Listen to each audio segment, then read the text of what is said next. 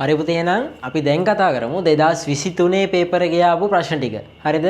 මේකත් ඔයාලා ප්‍රශ්න ටික කරලා ඉවර වෙලාම ඩිස්කෂන් එක බලන්න. හරිද? මෙන්න දෙනවා 28 වෙනි ප්‍රශ්නේ ඉඳන් අපි කතා කරන්න තියෙන්නේ. 28 වෙනි ප්‍රශ්නේ පරිගණක තිරය කළු පැහැති වන අතර කිසිවක් නොපෙන්වයි. ශිෂ්‍යයෙකු විසින් ඉදිරිපත් කරන ලද මෙම ගැටලුවට තුඩු දිය හැකි පහත හේතු සලකා බලන්න. මම ඔයාලට මෙහෙයුම් පද්ධති පාඩම පටන් ගද්දී මේ සීන් එක කියලා දුන්නා. හරිද? පරිගණකයක් ක්‍රියාත්මක කරන්න නම් මුලින්ම විදුලියට සම්බන්ධ කරලා ඔන් කරන්න ඕනේ. ඔන් කරද්දී මුලින්ම POST පරීක්ෂාව වෙන ඔය සීන් එක ඊට පස්සේ කියලා දුන්නා. මම ඔයාලට කියලා දුන්නා POST පරීක්ෂාව ගැන විස්තර කරද්දී අපි පරිගණකයේ ක්‍රියාත්මක කරපු ගමන් මුලින්ම වෙන්නේ පරිගණකයේ වර්ගය අනම්මනම් ඒ විස්තර ටික පෙන්නනවා. ඊට පස්සේ POST පරීක්ෂාව වෙනවනේ. එතකොට POST පරීක්ෂාව වෙද්දී මොනවා හරි ප්‍රශ්නයක් තියෙනවා නම් ඒකේ තිරේ දිස් වෙනවා කියලා කිව්වා. හැබැයි ඒ ප්‍රශ්නේ තිරේ සම්බන්ධ ගැටලුවක් නම් තිරේ දිස් කරන්න බෑනේ. ඩිස්ප්ලේ එරර් එකක් නම් ඩිස්ප්ලේ එකේ පෙන්වන්න බෑනේ. එතකොට බීප් ශබ්දකින් තමයි අපිට ඒක කියන්න කියලා කිව්වා. එරර්ස් කීපයක් ඕන ඩවුන්ලෝඩ් කරගත්තා. මේ වගේදී තියෙන්නේ ඔය ඩිස්ප්ලේ එකේ පෙන්වන්න පුළුවන් එරර්ස්. ඒතකොට ඩිස්ප්ලේ එරර් එකක් නැහැ මෙතන. මේ වගේ වෙලාවට අපිට පෙන්වන්න පුළුවන් එරර්ස් තමයි මේ වගේ පෙන්වන්නේ. අපි දැන් එහෙනම් ප්‍රශ්නෙට එමු. මේකෙදි කියන්නේ පරිගණකයේ තිරේ කළු පැහැතිලු අනිවාර්යෙන් ඒතකොට ග්‍රැෆික් කාඩ් එක ඇවුලක් තමයි. බලන්න මුලින්ම කියනවා දෘඪ තැටියේ ක්‍රියාවිරහිත වීමල්ලු. දෘಢ තැටියේ ක්‍රියාවිරහිත වීමක් වුණොත් එහෙම දෘಢ තැටිය දායක වෙන්නේ මොකටද? Windows load වෙන්නනේ. Windows load වෙන්නේ නැහැ. එතකොට error එක පෙන්නනවා. හරිද? POST පරීක්ෂාවෙන් පස්සේ hard එක ෆවුන්ඩ් කරගන්න බෑ කියලා පෙන්නනවා. එහෙනම් මේක වෙන්න බෑ. graphic card පද ක්‍රියාවිරහිත වීම. අනිවාර්යෙන් ඒක හේතුවක් තමයි display එක පෙන්වන්නේ නැති වෙන්න. එතකොට beep ශබ්දයක් එනවා කියලා මම ඔයාලට කියලා දුන්නා. ඊට පස්සේ තියෙනවා මව්පුවරුව ක්‍රියාවිරහිත වීම. මෙහෙමයි පුතේ. එතකොට graphic card පත අවුල් වුණත් display නොපෙන්වන්න පුළුවන්. ඒ වගේම graphic card එක set වෙන්නේ පුතේ motherboard එකනේ. motherboard එකේ අවුලක් තිබ්බත් display එකෙන් නැති වෙන්න පුළුවන්. එහෙනම් මේ හේතු දෙකම වෙන්න පුළුවන්. මව්පුවරුව වැඩ නැත්තම් graphic card එක ගන්න බෑනේ. RAM එක ගන්න බෑ, මොකුත් ගන්න බෑ. එතකොට ඒ වගේ වෙලාවටත් display පෙන්වන්නේ නැහැ. ඔය වගේ හේතු නිසා තමයි තිරේ කළු පාට වෙන්නේ. එහෙනම් ඒ නෙවෙයි B සහ C කියලා තමයි උත්තර ගන්න වෙන්නේ. උත්තරේ 4 කියලා අපිට ගන්න පුළුවන්. හරි. ඊළඟ ප්‍රශ්නේ බලමු. පද්ධති ප්‍රතිස්ථාපන ලක්ෂ්‍ය system restore point භාවිතා කර පරිගණකයෙන් නැවත පෙර තත්ත්වයට පත් කළ හැක්කේ කියලා අහනවා. අපි Windows update කරන්නේ. Windows update කරාට පස්සේ සමහර වෙලාවට මොනවාරි errors එන්න පුළුවන්. එහෙම නැත්නම් සමහර softwares දැම්මට පස්සේ system errors එන්න පුළුවන්. සමහර වෙලාවට ඔය අපි drivers install කරන්නේ. ඒ driver එක install කරාට පස්සේ මොකක් හරි පරිගණකයේ errors එන්න පුළුවන්. system errors එන්න පුළුවන්. එතකොට ඒ වගේ වෙලාවට අපි අර කලින් තිබ්බ තත්ත්වයට ගන්න system restore points දාගන්න පුළුවන්. පැහැදිලි නේ කතාව? එහෙනම් මම කියලා දෙන්නම්කෝ කරන විදියත් එක්කම. හරිද? කරන්නේ ස්ටාර්ට් ගිහලා අපිට සර්ච් කරන්න පුළුවන්. හරිද? system restore points කියලා සර්ච් කරන්න පුළුවන්. මම මේ කලින් සර්ච් කරපු එක තියෙනවා. ඒකට යන්න. එතන ගිහිල්ලා මෙන්න මෙතන තියෙනවා create කියලා. හරිද? මේ create යන්න පුළුවන්.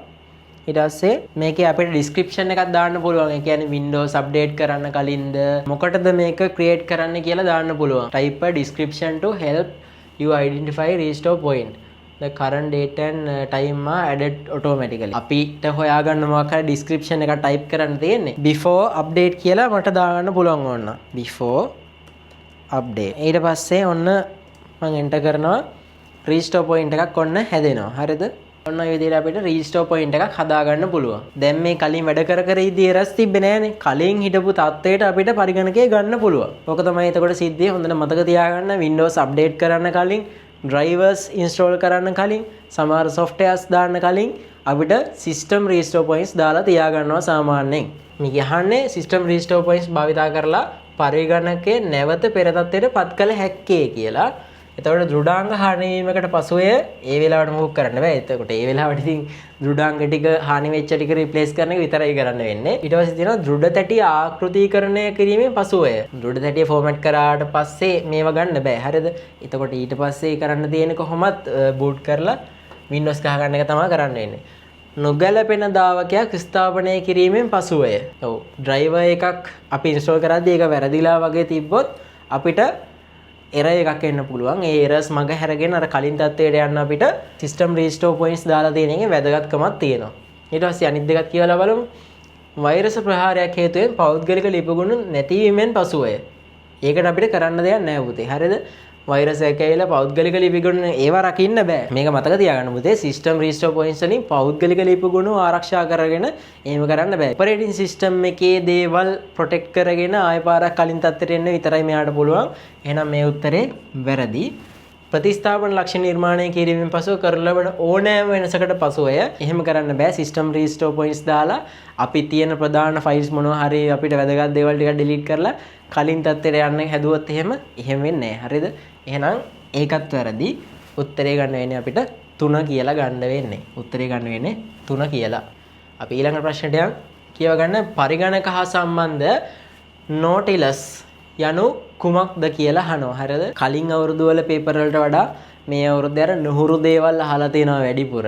දැන් එන්න එහෙම ඒවා අහනවා. ඒවා ලොකුවට හිතන්න එපා. ඒක මේ ඉස්සර ගොඩාක් SFT ප්‍රශ්න ටික ලේසි.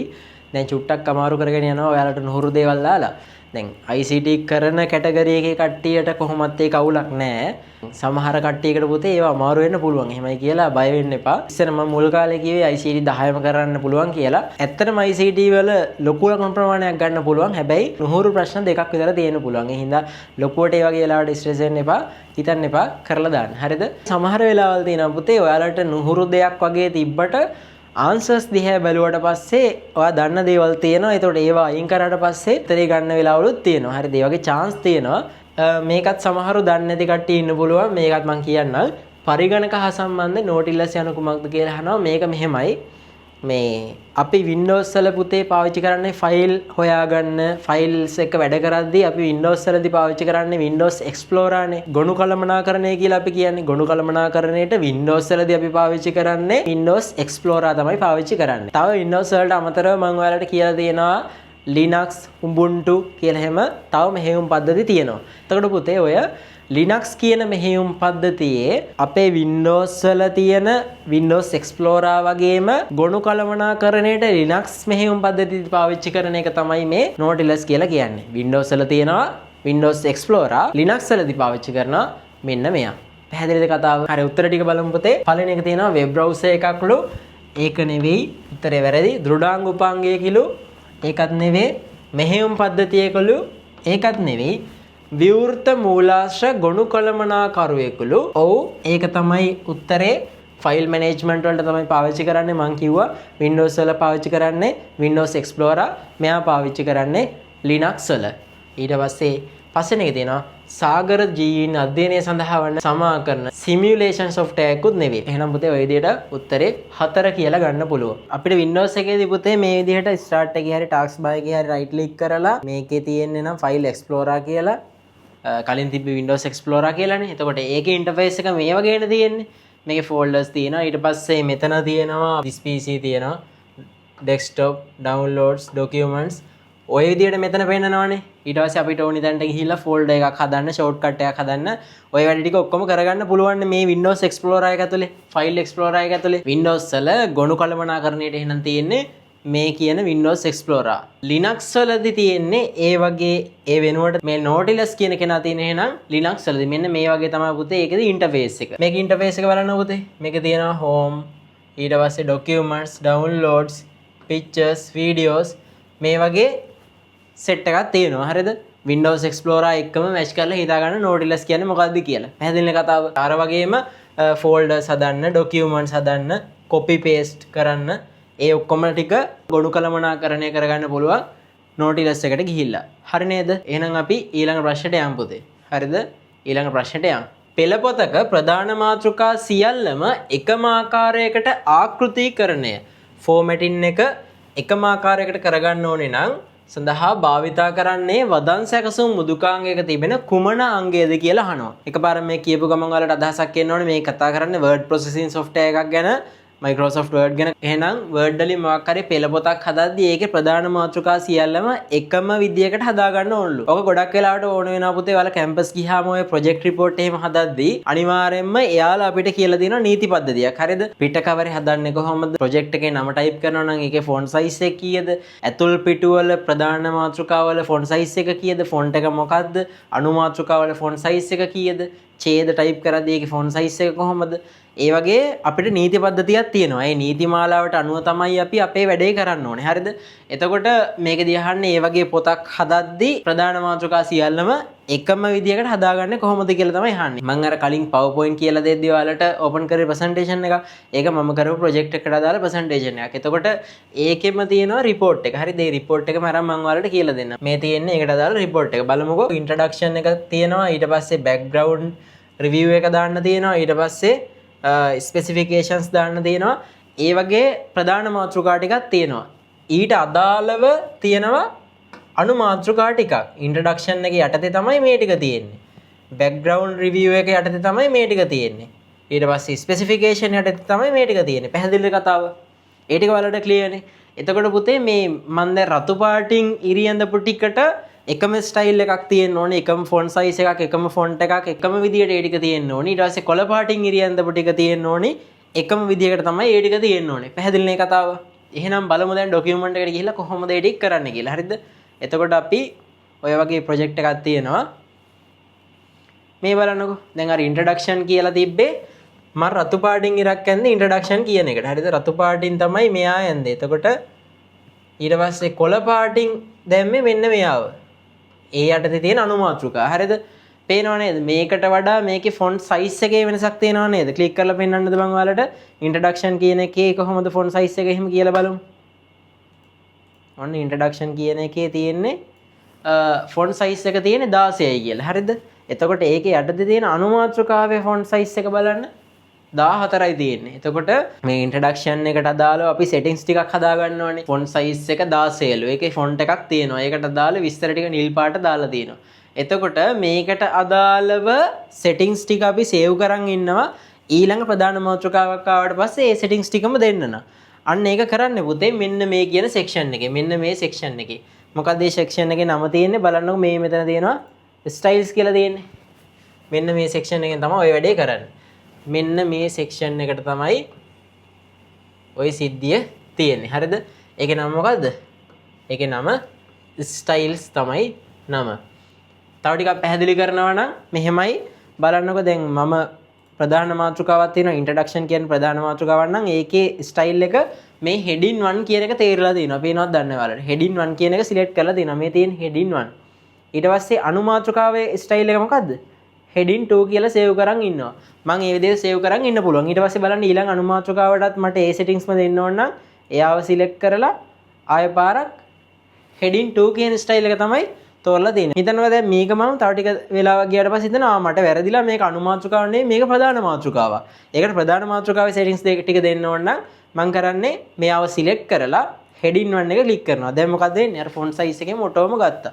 ප්‍රධාන මාතෘකාවට අදාළ ස්ටයිල් එක අර සේව් කරලා තියෙන තැන ක්ලික් කරපුව ගමන් ගන්නවා. අපි සෙටින්ග්ස් වෙනම මෙතෙන් ගිහිල්ලා හදන්න ඕනේ නැහැ. පැහැදිලිනේ කතාව?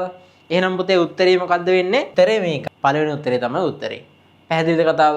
හරි. හරි එහෙනම් ඊළඟ ප්‍රශ්නට යන්. තියෙනවා ලේඛනයක මාතෘකා සහ උපමාතෘකා සංවිධානය කිරීමට, ලැයිස්තුගත කිරීමට සහ ව්‍යුහගත කිරීමට භාවිතා කරනුයේ වදන් සැකසුම් මෘදුකාංගයක ඇති කුමන මෙවලමද කියලා. මේකත් පුතේ මම අර ප්‍රොජෙක්ට් රිපෝට් එකෙන්ම කියලා දෙන්නම්. හරිද? එහෙනම් පුතේ මේ ප්‍රොජෙක්ට් රිපෝට් එකේදී තිබ්බා මෙන්න මේ විදිහට ප්‍රධාන මාතෘකා තිබ්බා. ඊට පස්සේ අනු මාතෘකා තිබ්බා. එතකොට අපි ප්‍රධාන මාතෘකා ටිකට මෙන්න මේ heading 1 කියන ස්ටයිල් එක ගත්තා. අනු මාතෘකා වලට heading 2 කියන ස්ටයිල් එක ගත්තා. එතකොට මේ කියන ස්ටයිල්ස් වලට අදාළව අපි font size එහෙම ඔක්කොම arrange කරලා තමයි තිබ්බේ. ඊට පස්සේ content එකට මේක එක එක ස්ටයිල්ස් තියෙනවා. හරිද? ස්ටයිල්ස් තව තියෙනවා. මේ බලන්නකෝ heading මේ ප්‍රධාන මාතෘකා වලට heading 1 ගන්න පුළුවන්. අනු මාතෘකා වලට heading 2 ගන්න පුළුවන්. heading 3 කියලා ගන්න පුළුවන්. ඊට පස්සේ normal පැරග්‍රාෆ් ටයිප් කරනවා නම් normal කියලා අපිට දා ගන්න පුළුවන්. ඒ වගේ අපිට content එක පෙළ ගස්සන්න පුළුවන්. හරිද? මේ විදිහට පුතේ පිළිවෙලකට හදාගත්තට පස්සේ document එක දන්නවා ප්‍රධාන මාතෘකා කියන්නේ මොනවද? අනු මාතෘකා කියන්නේ මොනවද කියලා හඳුනාගෙන ඉවරයි. හරිද? දැන් හඳුනාගෙන තියෙන්නේ. දැන් අපි මේ document එක හදලා ඉවර වෙලා මෙන්න මෙතෙන් පටුනක් දාගන්නේ කොහොමද කියලා පෙන්නන්න. හරිද? මෙතෙන් පටුනක් දාගන්නේ කොහොමද? මේ ප්‍රශ්නේ අහන්නේ මොකද්ද? ලේඛනයක මාතෘකා සහ උපමාතෘකා සියල්ල සංවිධානය කරන්න, ලැයිස්තුගත කරන්න සහ ව්‍යුහගත කරන්න මොකද්ද කරන්නේ? එහෙනම් පුතේ මෙතනදී කියලා දෙන ඔය පටුනක් හදන එක ගැන තමයි. හරිද? එහෙනම් මොකද්ද මම කරන්න ඕනේ? මෙතෙන්න අර කියන content එකේ පටුන හදා ගන්න ඕනි. මේ විදිහට අපි පටුන දාගන්න නම් පුතේ අනිවාර්යෙන් අපි කන්ටෙන්ට් එක ඇතුලේ තියෙන ප්‍රධාන මාතෘකා සහ අනු මාතෘකා කියන ඔක්කොගේම ස්ටයිල්ස් දෙක හදලා තියෙන්න ඕනේ. හරිද? ඊට පස්සේ දැන් කරන්න පුතේ මේ වගේ blank page එකක් අරගෙන මේක තියෙනවා references කියලා tab එකක්. ඒ references කියන tab එකට ගිහිල්ලා table of contents කියලා තියෙනවා. එතකොට එයාගේ පෙන්නනවා පුතේ අපිට ඕනි මොන වගේ ස්ටයිල් එකක්ද කියලා එයා අහනවා. දැන් හිතමු ඔන්න එක ස්ටයිල් එකක් තෝරමු. හරිද? table of contents කියලා තෝරනවා. දැන් මොකද උනේ? ඔටෝම පටුනක් හැදුනා. අපි පටුනක් ටයිප් කරන්න ඕන වුණාද පුතේ? අපිට පටුනක් ටයිප් කරන්න ඕන වුණාද? නෑ. එතකොට මේ ඔප්ෂන් එක දන්නේ නැති කට්ටිය මොකද කරන්නේ?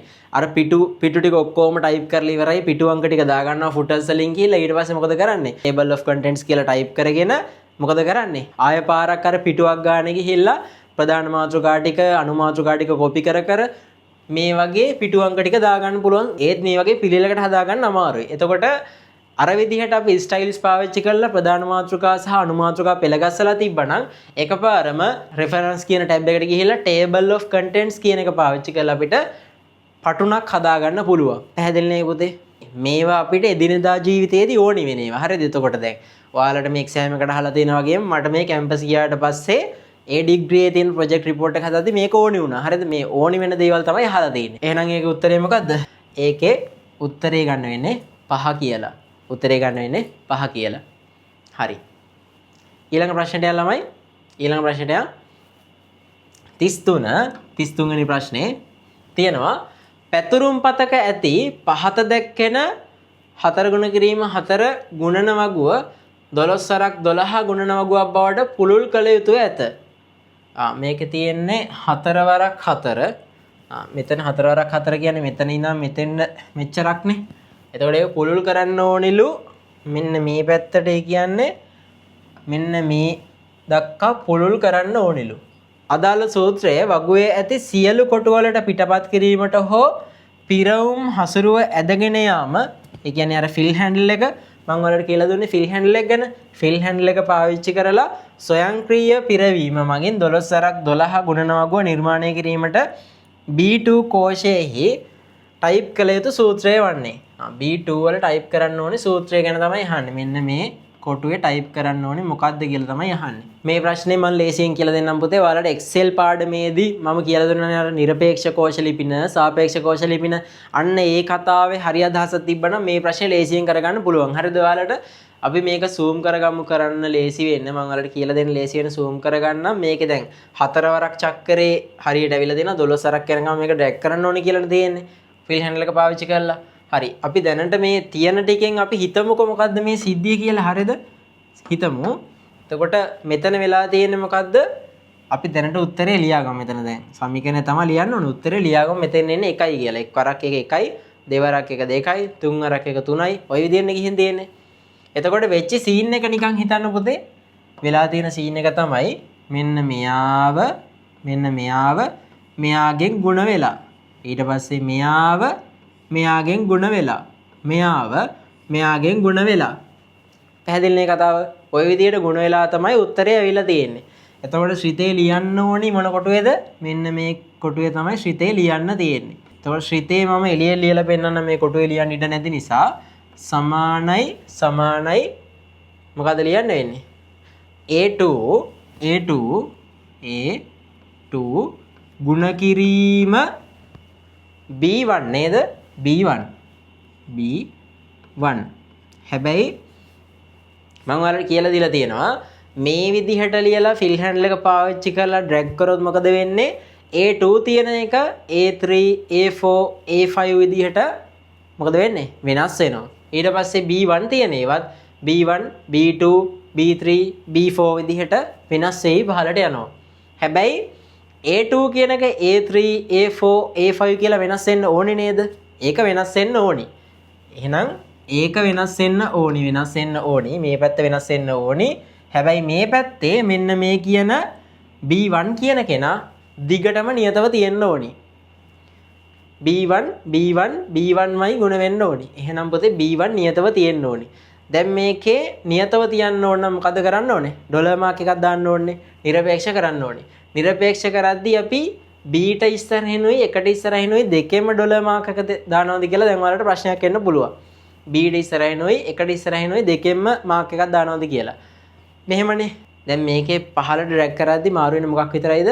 ඉලක්කම විතරයි. එහෙනම් පුතේ අපි ඉලක්කම නියත කරගෙන ඉමු. ඉලක්කම නියත කරනවා නම් අපි එකට කලින් මෙන්න මේ වගේ ඩොලර් මාක් එකක් දාගෙන නිරපේක්ෂ කරගන්නවා. එතකොට වෙන්නේ අපි ඩ්‍රැග් කරගෙන යද්දී මෙයාව මාරු වෙවි යනවා, මාරු වෙන්න ඕනි, මෙයා මාරු වෙන්නේ නැහැ. ඒ නිසා මේ උත්තර ටික එනවා. පැහැදිලිද කතාව?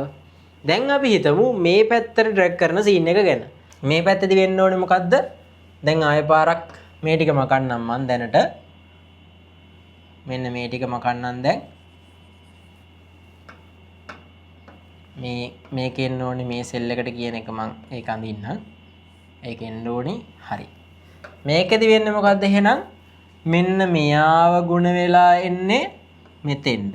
මෙතෙන් උත්තර එන්නේ මෙයාව මෙතෙන් ගුණ වෙලා. ඊට පස්සේ ඊළඟ එකට ගුණ වෙන්නේ මෙයාව මෙතෙන් ගුණ වෙන්නේ.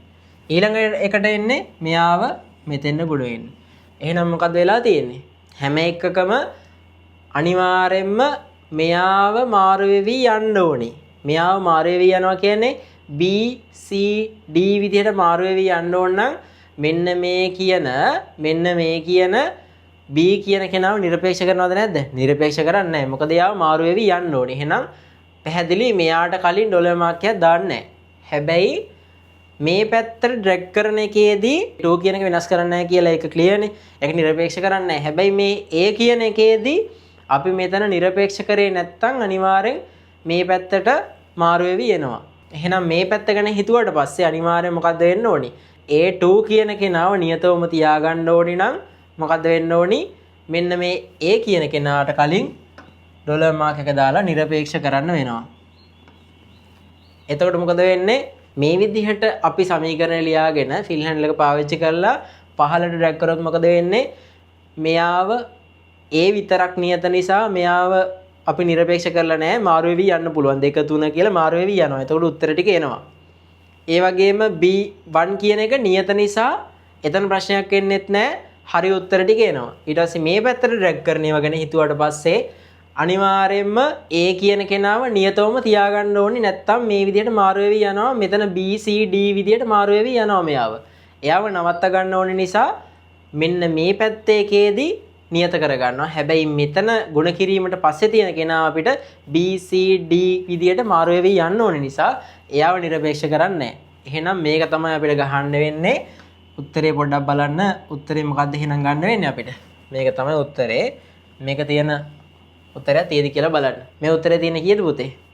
පොඩ්ඩක් බලන්න. මම මේක ක්ලික් කරපුව ගමන් මෙතන උත්තරේ නැති වෙන නිසා මට එතන යන්න විදියක් නැහැ. ඒ උත්තරේ තියෙන එක බලන්න. ඊට පස්සේ මේකේ B එකයි මැද තිබ්බේ. උත්තරේ මේක ගන්න වෙන්නේ අපිට. උත්තරේ ගන්න වෙන්නේ මෙන්න මෙයාව. හරි නේද? ඒක චුට්ටක් හිතන්න තිබ්බා. මොකද කලින් අවුරුදු වල ආවේ ෆිල් හැන්ඩල් එක පාවිච්චි කරලා එක පැත්තකට විතරක් නිරපේක්ෂ කරද්දි කොහොමද වෙන්නේ කියලා 2023 ඇවිල්ලා තියෙනවා. දෙපැත්ත ගැනම හිතන්න. හරිද? එහෙනම් පුතේ ඔය නිරපේක්ෂ කෝෂ ලිපිනවලදී අමාරුම කරන්න පුළුවන් ওই විදිහට තමයි. හරිද? දෙපැත්තටම හිතන්න දුන්නොත් තමයි අමාරුම කරන්න පුළුවන්. ඒකට අමාරු ප්‍රශ්නයක් තමයි ඔය ඇවිල්ලා තියෙන 2023 දී. හරි බලන්නකෝ 34 කියව ගන්න. 34 බලමු අපි. පැතුරුම්පතක යම් පරාසයකට අයත් නිශ්චිත නිර්ණායකයක් සපුරාලන කෝෂ සංඛ්‍යාව ගණන් කිරීමට භාවිතා කරනු ලබන ශ්‍රිතය කුමක්ද කියලා. මේකට උත්තරේ පුතේ මේකට උත්තරේ count if කියලා තමයි ගන්න වෙන්නේ. count if තමයි මේකේ උත්තරේ. මේක මම කරලා පෙන්නන්නම්. හරිද? මේක කරලා පෙන්නන්නම්. Excel sheet එකට යන්කෝ අපි. මේකේ මේ හිතන්නකෝ දැන් අර ඉස්කෝලේක ශිෂ්‍යත්ව ලකුණු කියලා. හරිද? ඉස්කෝලේක ශිෂ්‍යත්ව ළමයි ලියනවා. එතකොට ශිෂ්‍යත්වයක් නම් pass fail එක බලන්නේ මොකෙන්ද? if එකෙන් බලන්නේ. පොඩි ඉස්කෝලයක් කියලා හිතන්න. ළමයි 10ක් හිටියා කියලා හිතමුකෝ. ළමයි 10ක් හිටියා. එයාලගේ ශිෂ්‍යත්ව ලකුණු මෙන්න මේ විදිහට 170යි. ඔන්න ඔය විදිහට ඔන්න ළමයි zoom කරගමු. ඔන්න ළමයි 10ක් ඔන්න ඔය විදිහට ලකුණු අරන් තියෙනවා. හරිද? එතකොට මේකේ අර හිතන්නකෝ pass the fail ද බලනවා නම් කොහොමද කරන්නේ? හරි ඒකත් බලමුකෝ. මෙතන pass the fail ද කියලා බලා ගන්නවා නම් කරන්නේ මේක වෙනම කතාවක් කියලා දෙන්නේ. හරිද? අර ගමම තව එකක්. හිතන්නකෝ මෙතන ලකුණු අපි පාස් කරන්නේ 160න් කියලා. 160න් නම් පාස් කරන්නේ අපි දාගන්න ඕනේ if කියලා දානවා. වරහණක් දාලා අපි සලකන්නේ මෙයා 160ට වඩා වැඩි නම් කියලා දානවා කමාවක් දානවා. ඊට පස්සේ මෙන්න මේ වරහන් දාගෙන ගන්නවා මොකද්ද ඊට වඩා වැඩි නම් වෙන්න ඕනි කියලා. ඊට පස්සේ එහෙම නැත්තම් මොකක්ද දෙන්න ඕනි ෆේල් කියලා. හරි. බලන්නකෝ. ඔන්න පාස් කියලා. ඊට පස්සේ ෆිල් හැන්ඩල් එක පාවිච්චි කරලා අපිට පාස්ද ෆේල්ද බලන්න පුළුවන්. ඕනේ 165ක් මෙයා යා පාස් 140 ෆේල් 190 ගෙනා පාස්. ඔන්න ඔය විදිහට ආවා. දැන් පුතේ අපි බලමු මේකේ අර යම් නිර්ණායකයා සපුරන කට්ටිය දැන් නිර්ණායකයක් අපි ගත්තා. පාස්ද ෆේල්ද කියලා ගත්තා නිර්ණායකයා. දැන් අපිට මෙතන නම් ගණන් කරලා බලන්න පුළුවන් පාස් කට්ටිය 1 2 3යි ෆේල් කට්ටිය 1 2 3යි 4යි 5යි 6යි 7යි. 7යිනේ. එතකොට මේකේ පාස් කට්ටිය 3යි ෆේල් කට්ටිය 7යි කියලා දෙනවා. එතකොට අපිට මේක නම් ගණන් කරන්න පුළුවන්. ලොකු ඉස්කෝලේ එකකම නම් ඒ ඉස්කෝලේම සලකද්දි මේක අපිට හිතා ගන්න අමාරුයිනේ. එතකොට අපි මොකද කරන්නේ? මෙන්න මේ කවුන්ට් ඉෆ් එක අපිට පාවිච්චි කරන්න පුළුවන්. පාස් කට්ටිය කීයද ෆේල් කට්ටිය කීයද කියලා බලා ගන්න පුළුවන් ලේසියෙන්. හරිද? බලමු දැන් කොහොමද වෙන්නේ කියලා ඒක. කවුන්ට් ඉෆ් කියලා ගහනවා. ඊට පස්සේ වරහණක් දානවා. මෙන්න මේ ටික තමයි අපි සලකන්නේ. මෙන්න මේ ටික. ඊට පස්සේ ක්‍රයිටීරියා එක මොකද්ද? පාස් කට්ටිය තමයි අපි බලන්නේ. පාස් කට්ටිය තමයි බලන්නේ. අන්න උත්තරේ 3යි කියලා ආවා. ඊට පස්සේ අපි බලමු පාස් කට්ටිය නැතුව ෆේල් කට්ටිය කොහොමද බලන්නේ කියලා. ෆේල් එක්කනේ ෆේල් එකක් තෝරලා බලමු. අන්න හරි. මේ බලන්නකෝ. 7 දෙනෙක් ඉන්නවා ෆේල් කට්ටිය. පාස් කට්ටිය ඉන්නවා කීයද නැද්ද? 3 දෙනෙක් කියලා ආවා. එතකොට ඔය වගේ තමයි සිද්ධිය. හරිද? ඊට පස්සේ අර එකම ලකුණ ගත්ත කට්ටිය ඕනනම් බලන්න පුළුවන් මේ වගේ. දැන් මේකේ නම් මෙතන නෑනේ එකම ලකුණු කට්ටිය. තව 170 මෙතන ඕනනම් දාලා පෙන්නන්නම් මම ඔයාලට. 170 කරුම් මෙයා. එහෙම වුණොත් එහෙනම් මොකද කරන්නේ? 170 කට්ටිය කී දෙනෙක් ඉන්නවද බලන්න පුළුවන්. සමානයි count if කියලා දැම්මා. වරහණක් දැම්මා. මෙන්න මේ කට්ටිය තමයි සලකන්නේ අපි. කමාවක් දැම්මා. 170 ලකුණු තියෙන කට්ටිය කී දෙනෙයිද? දෙන්නෙක් ඉන්නවා. පැහැදිලි නේද? එක වගේ අවයව කීයක් තියෙනවද කියලා බලන්න ලේසි. අර පාස් වෙච්ච ෆේල් වෙච්ච කවුන්ට් එක අපිට ලේසියෙන් බලා ගන්න පුළුවන්. ඔන්න ඔය වගේ මොකක් හරි නිර්ණායකයක් සපුරන කට්ටිය කී දෙනෙක්ද කියලා කවුන්ට් කරගන්න අපිට පාවිච්චි කරන්න පුළුවන් ශ්‍රිතේ තමයි එහෙනම් count if කියලා කියන්නේ. ආයේ පේපර් එකට යන් අපි ඒකේ උත්තරේ එහෙනම් count if තමයි උත්තරේ. count if තමයි උත්තරේ. ඊළඟ ප්‍රශ්න බලමු පුතේ 35 සමර්පණ මුදුකාංගයක ස්ලයිඩ් ට්‍රාන්සිෂන් හි අරමුණ වනුයේ කුමක්ද? දැන් ස්ලයිඩ් ට්‍රාන්සිෂන් කියන්නේ මොකද්ද පුතේ? මම ඔයාලට කියලා දුන්න කලින් පාස් පේපර් සෙට් එක කතා කරද්දි. මොකද්ද?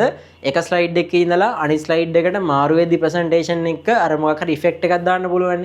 අන්න ඒකට තමයි ස්ලයිඩ් ට්‍රාන්සිෂන් කියලා කියවර. ඉන් වෙනවා, අවුට් වෙනවා, හරි රැලි යන විදියට හරි එහෙම මොකක් හරි ඉෆෙක්ට් තියෙනවනේ. ඒ විදියට අපි දාන එකට තමයි ස්ලයිඩ් ට්‍රාන්සිෂන් කියලා කියන්නේ. බලන්නකො මොකද්ද කියන්නේ ප්‍රකාශ ටික.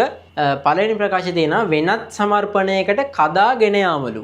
ඒ කියන්නේ මොකද්ද? වෙන PowerPoint presentation එකකට වෙන presentation එකකට මේක ස්ලයිඩ් අරයි යන්න. නෑ වෙන presentation එකකට ස්ලයිඩ් අරයි යනවා නම් copy paste හරි cut paste හරි තමයි කරන්න වෙන්නේ. ඒකට ස්ලයිඩ් ට්‍රාන්සිෂන් ඕනි වෙන්නේ නෑ. වැරදි. තනි කදාවක් තුළ සජීවීකරණ නිර්මාණය කිරීමලු. කදාවක් ඇතුලේ ඇනිමේෂන්ස් හදන්න නම් ඇනිමේෂන්ස් කියලා ඔප්ෂන් එකක් තියෙනවා. එතකොට ඒකට ස්ලයිඩ් ට්‍රාන්සිෂන් නෙවෙයි ගන්න. එහෙනම් ඒකත් නෙවෙයි. ඊට පස්සේ තුන්වෙනි එක තියෙනවා සමර්පණයේ සමස්ත තේමාව වෙනස් කිරීමලු. ඒකට පුතේ වෙනම සෙක්ෂන් එකක් තියෙනවා. එතකොට තේමාව වෙනස් කරන්නෙත් ස්ලයිඩ් ට්‍රාන්සිෂන් එකෙන් නෙවෙයි. හරිද? හතරවෙනි ප්‍රකාශයේ සමර්පණයක ඇති කදා අනුපිළිවෙල වෙනස් කිරීම. කදා අනුපිළිවෙල වෙනස් කරන්නේ කොහොමද? ඒක එඩිට් කරන ඔප්ෂන් එකක්නේ. එතකොට ඒකට ස්ලයිඩ් ට්‍රාන්සිෂන් ඕනි වෙන්නේ නැහැ. එහෙනම් උත්තරේ ඉතුරු වෙන්නේ පස්වෙනි එක කියවලා බලමු. සමර්පණ ඉදිරිපත් කිරීමකදී කදා අතර චලන අභිමත පරිදි සකසා ගැනීමලු. ඔව් ඒක තමයි උත්තරේ. අපි මේ ප්‍රසන්ටේෂන් එකේදී ස්ලයිඩ් මාරු වෙද්දි දාන්න ඕන චලන තමයි ස්ලයිඩ් ට්‍රාන්සිෂන් එකේදී දාන්නේ. පැහැදිලිනේ කතාව? හරි. ඊළඟ ප්‍රශ්න බලමු. බලන්න ආපානෙට්හි සංවර්ධනය සහ ප්‍රමිතකරණය සඳහා භාවිතා කළ මූලික ජාලකරණ නියමාවලිය කුමක්ද? IT කරන කට්ටිය නම් පුතේ මේක ලොකුවටම දන්නවා විස්තරය. එතකොට එච්චර බර කරලා මම කියලා දෙන්නේ සරලව කියලා දෙන්නම්. හරිද? ආපනෙට් කියන එක අපිට හඳුන්වන්න පුළුවන් අන්තර්ජාලයේ මූලාරම්භයේ විදිහට හිතන්න පුළුවන්. හරිද? ඔයාලගේ සිලබස් එකෙත් මෙන්න මේ විදිහට තියෙනවා. ඒකත් ඔන්න මම ගත්තා. ආපනෙට් කියන්නේ 1960 දශකයේ අගභාගයේදී ඇමරිකාවේ ආරක්ෂක අංශයෙන් තමයි මේක පාවිච්චි කරේ කියලා තියෙනවා. ඒකේ මොකද්ද Advanced Research Project Agency කියන එකෙන් තමයි අර ආපා කියන එක හැදුනේත් කියලා ආරම්භ කරලාද ආපනෙට් පරිගණක ජාල ව්‍යාපෘතිය අන්තර්ජාලයේ ආරම්භය කියලා කියනවා. හරිද? එතකොට මේකදී උනේ පුතේ මේ පරිගණක සෙට් එකක් විතරක් ප්‍රාදේශීය වශයෙන් මෙන්න මේ වැදගත් ප්‍රාදේශීය වශයෙන් විසිරී පවත්නා විශ්වවිද්‍යාල විද්‍යාත්මක පරීක්ෂණ සිදු කරන ආයතන සහ පරිගණක පද්ධති එකිනෙක පහසුවෙන් සම්බන්ධ කිරීම මෙම ආපනෙට් ජාලයේ මූලික අරමුණ වුණාලු. හිතන්නකෝ මේ අපි ගාව තියෙන නිකන් ගෙදරක හරි නිකන් ඉස්කෝලේ තියෙන කම්පියුටර්ස් ටික හරි වෙනම නෙට්වර්ක් එකක් හැදුවා කියලා අන්තර්ජාලයත් එක්ක හදන එකක් නෙවෙයි. වෙනම නෙට්වර්ක් කරගත්ත කියලා හිතන්නකෝ අපි අතර සංනිවේදනය කරගන්න. අන්න ඒ වගේ සීන් එකක් තමයි ආපනෙට් කියලා මුලින්ම පටන් ගත්තේ. 1960 ගණන් වල වගේ මොකද්ද කරේ? ආරක්ෂක අංශයේ එයාලට අවශ්‍ය පරිගණක ටික සංනිවේදනය කරන්න පුළුවන් විදිහට නෙට්වර්ක් කරගත්තා. ඒක පුතේ එතකොට පසු කාලීනව 1980 ගණන් වගේ වෙද්දි මොකක්ද උනේ? අර ආපනෙට් කියලා පටන් ගත්ත පොඩි කන්සෙප්ට් එක ලෝකෙ හැමෝම සම්බන්ධ වෙන්න පුළුවන් ඉන්ටර්නෙට් බවට පරිවර්තනය වුණා. එතකොට ඉන්ටර්නෙට් බවට පරිවර්තනය වෙද්දි මොකද්ද වෙච්චි සීන් එක කියලා තමයි අතනදී කතා කරලා තියෙන්නේ. ආපනෙට් කියන එක ගැන පොඩි අදහසක් තියෙනවනේ. එතකොට ප්‍රශ්නේ දිහාන්නේ ආපනෙට් සංවර්ධනය සහ ප්‍රමිතකරණය සඳහා භාවිතා වෙච්චි ප්‍රොටෝකෝල් එක මොකක්ද කියලා. හරි. අපි මේ දීලා තියෙන උත්තර වලින් මොකද්ද වෙන්නේ කියලා බලමු පුතේ. පළවෙනි උත්තරයට දීලා තියෙන DNS කියලා. DNS කියන්නේ මොකද්ද? Domain Name Servers කියලා කියනවා. මේකෙදි මොකද්ද වෙන්නේ? අපි මොකක් හරි domain එකක්නේ search කරන්නේ. මොකක් හරි google.com කියලා කියන්න පුළුවන්, donates.lk කියලා බලන්න පුළුවන්. අපි මේ විදිහට type කරාම පුතේ එයාව IP address එකක් බවට පරිවර්තනය කරන්න තමයි DNS කියන එක පාවිච්චි කරන්නේ. domain name servers කියන එක පාවිච්චි කරන්නේ. එහෙනම් ඒක නෙවෙයි මෙතනදී උත්තරේට ගන්නෙ. ඒකේ සිද්ධිය වෙනස්. හරිද? එතකොට DHCP කියන එක මම මේ ෆොටෝ එක ගත්ත පුතේ ඔයාලට DHCP servers කේ අදහසක් ගන්න. මෙන්න මේ DHCP කියන එක වෙන්නේ අපි අන්තර්ජාලයට සම්බන්ධ වෙද්දී අපි devices එක්ක අන්තර්ජාලයට සම්බන්ධ වෙද්දී අපේ devices වලට IP addresses හදලා දෙනවා මෙන්න මේ DHCP servers වලින්. ඕක තමයි DHCP servers වලින් කරන්නේ. හරිද? ඒකත් එහෙනම් වෙනම කතාවක්. අපි ඊළඟ උත්තරයට යන්. SMTP කියන්නේ මොකක්ද? SMTP කියන්නේ Simple Mail Transfer Protocol. Mail transfer කරද්දී ඕන වෙන නියමාවලිය තමයි Simple Mail Transfer Protocol කියන්නේ. මේල් සම්බන්ධ කතාවක් නෙවෙයි මෙතනදී කතා කරන්නේ. එතකොට මේක මොකද්ද? Hypertext Transfer Protocol එක. මේක වෙබ් පිටු හොමාරුවට අදාළ ප්‍රොටෝකෝල් එකක් නියමාවලියක්. එතකොට ඊළඟ උත්තරේ එතකොට මේ ටික නෙවෙයි නම් මේක උත්තරේ කියලා ගන්න පුළුවන්. එහෙම නෙවෙයි මේක තව ටිකක් මම පැහැදිලි කරලා දෙන්නම්. උත්තරේ වෙන්නේ එතකොට උත්තරේ වෙන්නේ මෙයා TCP IP කියන එක තමයි උත්තරේ වෙන්නේ. එහෙම TCP IP තමයි කියලා නවතින්න නැතුව මම TCP IP කියන එකත් තව චුට්ටක් විස්තර කරන්නම්. මේකට සේනම් අර අදහසක් නැත්තම් විතරක් බලන්න. මේකෙදි වෙන්නේ TCP කියන එක සහ IP කියන වචනේ තේරුම් දෙකක් තියෙනවා. TCP IP කිව්වම ඒක කතා කරන්න මම වෙනම ඔන්න ෆොටෝ එකක් ඩවුන්ලෝඩ් කරගත්තා. ඒකත් පෙන්නන්නම්. මේ දැන් කියලා දෙන්න තියෙන TCP IP නේ. TCP ගැනයි IP ගැනයි. එතකොට මේ IP කියන්නේ මොකද්ද? IP කියන්නේ මොකද්ද කියලා කලිනුත් අපි කතා කරලා තියෙනව නේද? IP කියන්නේ ඉන්ටර්නෙට් ප්‍රොටෝකෝල් අන්තර්ජාල නියමාවලියක්. මේකෙදි වෙන්නේ අපේ ගමක තියෙන ගෙවල් වලට අදාළ වෙන වෙනම ඇඩ්‍රස් තියෙනවා වගේ අපි අන්තර්ජාලයට සම්බන්ධ වෙද්දී මේ ඩිවයිස් ඔක්කොටම වෙන වෙනම එකිනෙකට වෙනස් ඇඩ්‍රස් දෙන එක තමයි IP කියන සිද්ධියදී වෙන්නේ. ඒතර IP ඇඩ්‍රස් එක නිසා එකිනෙකට වෙනස්ව එක එක ඩිවයිස් අපිට හඳුනා ගන්න පුළුවන් වෙනවා. අපි මොනවා හරි ෆයිල් එකක් මොකක් හරි ඩිවයිස් එකකට යනවා නම් ඒ ඩිවයිස් එකකටම යන්න ඒ ඩිවයිස් එක හොයාගන්න පුළුවන් IP ලිපින නිසා. පැහැදිලිනේ කතාව. එතකොට දැන් අපිට කතා කරන්න තියෙන්නේ මෙන්න මේ TCP කියන්නේ මොකද්ද කියලා. TCP කියන්නේ මොකද්ද කියලා. මෙන්න තියෙනවා TCP කියන්නේ මොකද්ද කියලා පොඩි අදහසක් බලන්න. ඔන්න දැන් මගේ ලැප් එකේ තියෙන මොකක් හරි ෆයිල් එකක් මගේ යාළුවෙක් කිල්ලුවාට පස්සේ මම ඒක අන්තර්ජාලය පාවිච්චි කරලා එයාට යවනවා. එතන මම ඒ යවන ෆයිල් එක එයාගේ ඩිවයිස් එකම අඳුරගෙන යන්න උදව් වෙන්නේ ඉන්ටර්නෙට් ප්‍රොටෝකෝල් කියලා මම කිව්වා. ඒ ඩිවයිස් එකම අඳුර ගන්න පුළුවන් ඉන්ටර්නෙට් ප්‍රොටෝකෝල් නිසා. එතකොට TCP කියන්නේ TCP කියන එකේ තේරුම පුතේ Transmission Control Protocol. ඒකේ තේරුම මොකද්ද? අපි යවන ඒ ට්‍රාන්ස්මිෂන් එක පාලනය කරන නියමාවලිය. මේකද වෙන්නේ පුතේ අපි මොකක් හරි යවන ෆයිල් එකක් එකපාරම මේ අදාළ ඩිවයිස් එකට යන්නේ නැහැ. ඒක මොකද්ද වෙන්නේ? මුලින්ම data packets වලට කැඩෙනවා. මෙගාබයිට් 100ක ෆයිල් එකක් කියලා හිතන්නකෝ. පැකට් ගොඩකට කැඩිලා පැකට් එකෙන් පැකට් එකට තමයි යන්නේ. එතකොට වෙන්නේ මෙන්න මේ රූපෙන් පොඩි අදහසක් ගන්න. මේ රූපේ දිහා පොඩ්ඩක් බලන්නකෝ. මුලින්ම data packets වලට කැඩිලා ඔන්න මේ device එකකින් නම් මේකට තමයි යවන්න ඕනේ. ඔන්න sender ඉන්නවා. මෙන්න receiver ඉන්නවා. මෙයාගේ ඉඳන් මෙයාට ෆයිල් එකක් යවුවට පස්සේ එහෙනම් මොකද්ද මං කිව්වේ? ඒ ෆයිල් එක එකපාරම මෙයාගේ ඉඳන් මෙයාට ෆයිල් එක පිටින් යන්නේ නැහැ.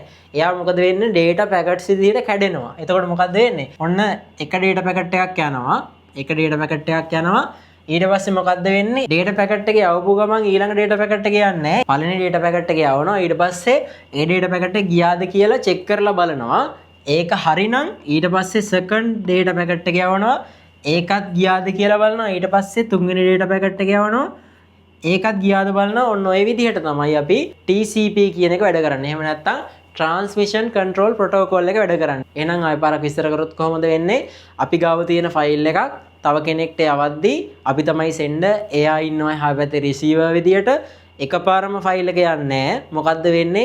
එයාව data packets වලට කඩාගෙන පැකට් එකෙන් පැකට් එකට තමයි යන්නේ. පළවෙනි පැකට් එක යවනවා. ඒක ගියාද කියලා චෙක් කරනවා. දෙවෙනි පැකට් එක යවනවා. එයා ගියාද කියලා චෙක් කරනවා. තුන්වෙනි පැකට් එක යවනවා. ඔය විදිහට පිළිවෙලට ගිහිල්ලා තමයි එහා පැත්තේ අර ෆයිල් එක හැදෙන්නේ. මේ පැත්තෙන් ෆයිල් එක පැකට් වලට ගියාට පස්සේ එහා පැත්තේ පැකට් එක එකතු වෙලා අර ෆයිල් එක හදා ගන්න පුළුවන්. අපි යවන ෆයිල් එක මෙතනින් පැකට්ස් වලට කඩන්නේ. මේ පැකට්ස් වලට කැඩිලා ගියපු එක එහා පැත්තේ ආපහු ෆයිල් එකක් හදලා දෙන්නයි. ඔන්න ඔය කියන TCP එක තමයි යූස් වෙන්නේ. පැහැදිලිනේ කතාව. අන්න ඒ කියන data packets ටික යද්දි හරියට මේ device එක අඳුර ගන්න යූස් වෙන්නේ IP කියන internet protocol එක. එහෙනම් පුතේ ඔන්න ඕකයි කතාව. අපි ඊළඟ ප්‍රශ්නෙට යමු. හරිද? ඊළඟ ප්‍රශ්නෙට යමු. බලන්න ඊළඟ ප්‍රශ්නේ. ඒක නම් ලේසි එකක් තියෙන්නේ. විද්‍යුත් තැපැල් ලිපින එක සාමාන්‍ය ආකෘතිය කුමක්ද? user name එකයි @ එකයි domain එකයි තමයි තියෙන්න ඕනි. හතරින් උත්තරේ තමයි අපිට ගන්න වෙන්නේ. මේ විදිහට දාන්න බෑ. අනිත් ඒවා පැහැදිලිවම ඒක වැරදි කියලා තේරෙනවා. හරිද? ඒක නම් ලේසි ප්‍රශ්නයක්. එහෙනම් උත්තරේ ගන්න වෙන්නේ 4 කියලා. එහෙනම් ඔන්න ඔය විදිහට 2023 ප්‍රශ්න ටිකත් ඉවර වෙනවා. ඊළඟට අපි කතා කරමු 2024 සහ 2025 ප්‍රශ්න ටික.